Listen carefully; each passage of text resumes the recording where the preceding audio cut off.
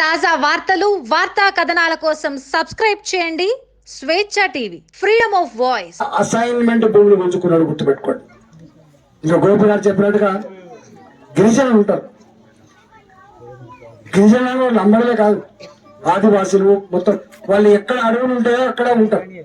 వాళ్ళకు పెద్ద ఈ ఆస్తుల మీద వాళ్ళకు ఇష్టం ఉండదు. పొట్ట కడితే చాలనుకుంటారు, వాళ్ళు పొట్ట కడితే చాలనుకుంటారు. అట్లా ఆ అడవి నరుక్కొని చదువు చేసుకొని పంటలు పండించిన భూములలో బోరలు పీకేస్తాను ఫారెస్ట్ అధికారులు పోయి, బాయిలలో మోటార్లు ఎత్తాను ఫారెస్ట్ అధికారులు పోయి.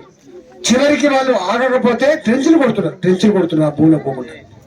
మగవాళ్ళు పోతే కొడతారని పోలీసులు, మగవాళ్ళు పోతే కేసులు పెడతారని ఆడవాళ్ళు మహిళలు చిన్న పిల్లల తల్లులు గర్భవతి స్త్రీలు ఫారెస్ట్ అధికారుల దగ్గర పోయి, అయ్యా మాకు ఇదే భూమి ఇదే బతుకు, మా బతుకులలో మీరు మట్టి కొట్టకండి అని చెప్పి బోటు కాళ్ళ మీద పడి మొత్తుకున్నా. మీరు టీవీలో చూస్తున్నారు, బోటు కాళ్ళ మీద పడి మొత్తుకున్నప్పటికి కూడా కనికరం రాని ఫారెస్ట్ అధికారులు కాళ్ళతో తన్నీళ్ళు తప్ప భూములు మాత్రం విడిచిపెట్టలేదు. గుర్తుపెట్టుకోండి, ఆ గిరిజన బతులు గట్టున్నాయి, ఈ దంత బిడ్డ బతులు ఇట్లున్నాయి, ఇవాళ భర్తలు చనిపోయిన వాళ్ళ బతులు గట్టున్నాయి.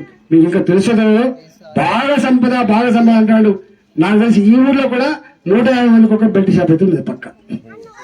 ఏమి దొరకకపోయినా బెల్ట్ షాప్ మాత్రం పక్క దొరుకుతాయి. మీరు అడగండి, నేను మాట్లాడి తప్పదు. నేను పైసల మంత్రిగా పనిచేసి కూడా చెప్పిపోతున్నా. నేను కొత్తగా 2014లో తెలంగాణ వచ్చిన నాడు సారా మీద వచ్చిన పైసలు 10,700 కోట్లు.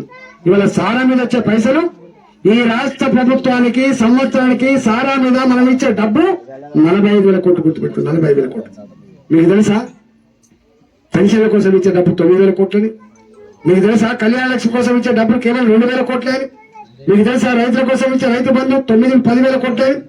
ఇవన్నీ కలిస్తే కూడా మనకిచ్చే డబ్బును 25,000 కోట్ల లోపు ఉంటుంది. గుర్తుపెట్టుకో, మన పిల్లలకి ఇచ్చే చదువుకు, స్కాలర్షిప్లకు, పెట్టే భూములకు, చెప్పే చదువుకి ఇచ్చే డబ్బులను 25,000 కోట్లు 26,000 కోట్లు ఉంటాయి.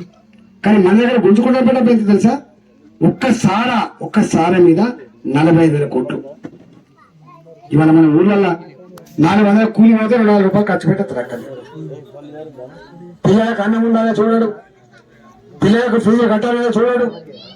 ఒకవేళ తాగుడుకు అలవాటైపోయి పని చేస్తే ఆ కుటుంబాన్ని పోషించడానికి మహిళను కూలి పని చేస్తే ఆ కూలీ పైసలని కూడా 100 రూపాయలు 200 రూపాయలు ఇస్తామని చెప్పి నాకు గుద్ది తీసుకుపోయేటోళ్ళు చూస్తలేదు మనం. వాడు తాగి చచ్చిపోతే అనాథ